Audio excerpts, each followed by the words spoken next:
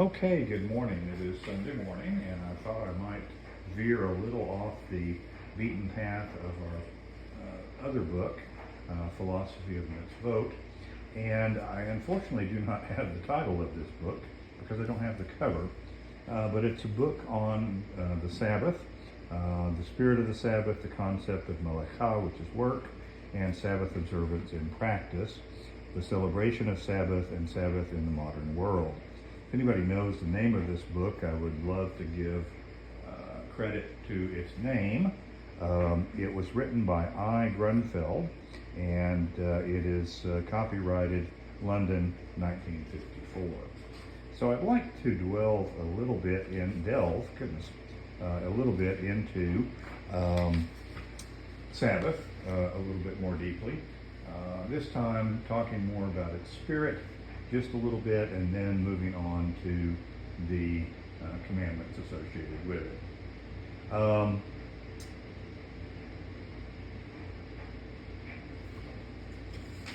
So I started on the spirit of the Sabbath, and I thought this was good. This is on page 3. Meaning of the Sabbath. Our sages called Sabbath the very foundation of our faith. This is no exaggeration, for the loftiest thoughts by which Judaism has ennobled the human mind, the highest ideals for which our people have been striving for thousands of years at the cost of innumerable lives, all are centered on the Sabbath. 6 days shalt thou labor and do all your work. The basis of the Sabbath is thus work, labor, dignified by God's commandment. And then the rest associated with that. It goes on page 5. Man is truly great, however, only if he willingly cooperates in God's plan for the world, making use of this freedom to serve God and his fellow man. So there is freedom from, and there is freedom to. And I think this, the Sabbath certainly shows the freedom to. Living in God's world as his creatures, we must use all of our human powers in his service.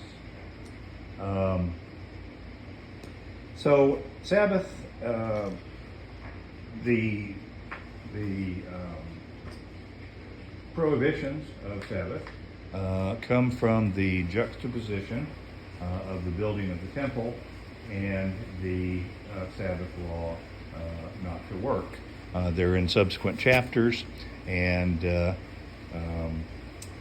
rabbis, because the Bible does not tell us what work is, use this to define work. Some may say they went too far, some may say they didn't go far enough. A few of the prophets do tell us, for instance, not to carry a burden. Another one, they mention not cooking, not selling in the marketplace. But certainly this can't be all of what work is.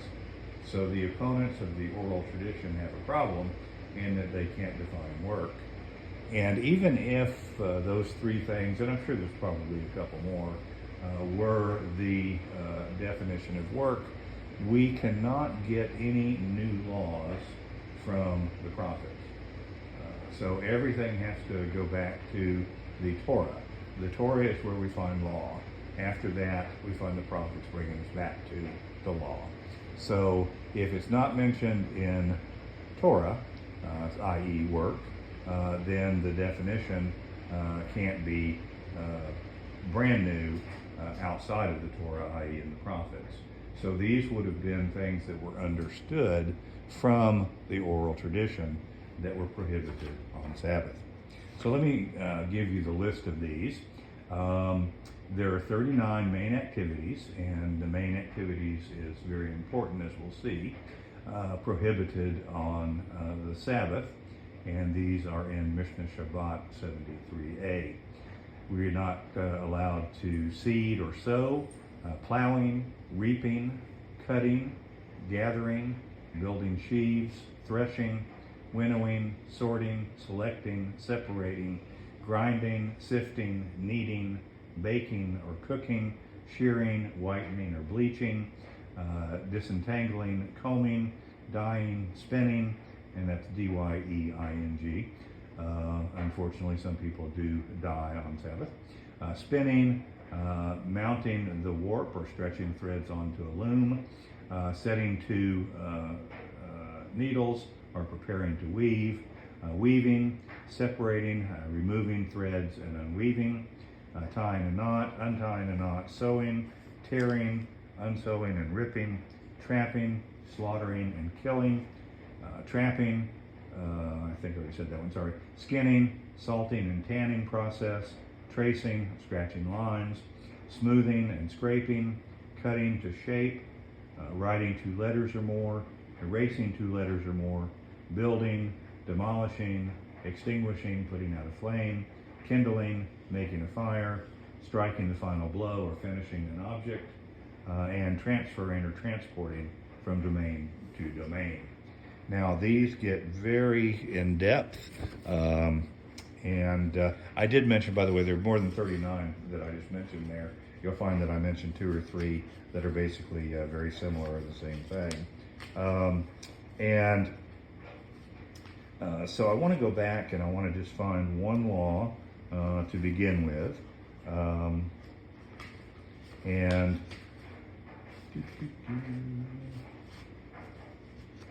Sorry, I really was prepared. I just don't remember where I saw that in the book.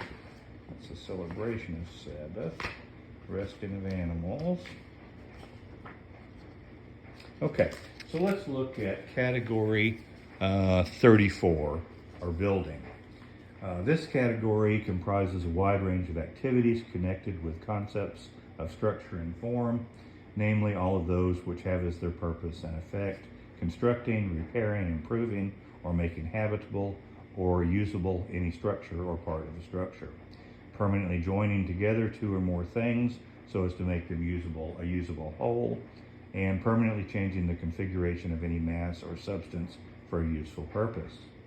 So the melakot includes the whole range of building operations, leveling or smoothing, roughness or unevenness in wall or floor, knocking a nail into the wall, hanging a door, inserting a window frame or window pane, or erecting a tent.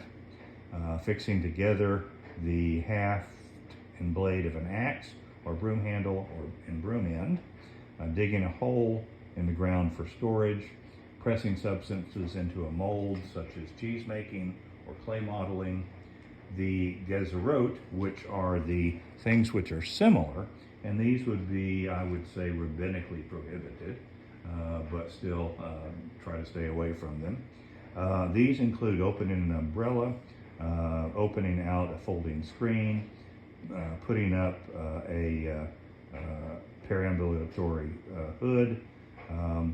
It does not apply if the tent structure, i.e. the hood, was partially erected before Sabbath. This is the hood. Thus, if the hood was extended a minimum of 4 inches over the pram before Sabbath, it is permitted to fully extend it on the Sabbath. So what I would say is if you had the tent basically halfway put up, it would probably be permissible for you to go ahead and finish putting up the tent. But we might find otherwise, and I am not a judge of this. I am not a rabbi, so please do not take my word for it. Ask your rabbi. At first sight, it may be difficult for us to see how, for example, opening an umbrella is similar to the melakah as described. A little reflection, however, will reveal to us something of the depths of our rabbi's formulation of gezerot. In fact, in this example, besides a similarity in the activity, there is also a similarity in resulting structures. So not only can you not open the umbrella, the umbrella being open and the tent erect, and further an essential similarity of purpose, protection from the elements. We see how the rabbis penetrated beyond ordinary appearances to the essentials beneath. So I just find it fascinating. The melakah, which are the biblically prohibited based on the 39 categories, and the gezerot, or the sub-categories, I would say. And once again, speak with your rabbi whether these are rabbinically or Torah prohibited. Certainly don't want to lead anybody in the wrong path. But I just find it very, very interesting. This is a really good book. If I ever figure out who wrote it, I will let you know. Otherwise, you'll see in the thumbnail, there is a periodic table that shows the 39 millikot. I thought that was a very interesting and a very cool representation of the elements of Milikah. So, hope you enjoyed this. Have a great day, and we'll get back to our book one of these days. I just find stuff that I find interesting and settle on it for a little while, and then eventually come back. So, all right, everybody have a great day. Shalom and peace.